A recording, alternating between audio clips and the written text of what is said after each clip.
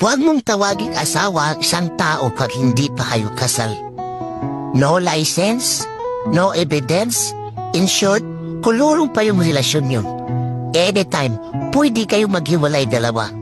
Kagaya ng lupa, para matawag mo sa iyo ang lupa at maangkin mo, kailangan mo talaga ng titulo. Kaya pag kinasal ka, ang ibig sabihin, KMJS, kasi nagkatuluyan kayo.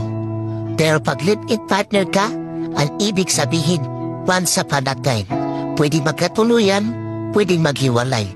Pero pag kabit ka, ang ibig sabihin, tulpo. Kasi may magre-reklamo sa'yo at pwede ka pang makulong. Pero pag iniwan ka, ang ibig sabihin, soko.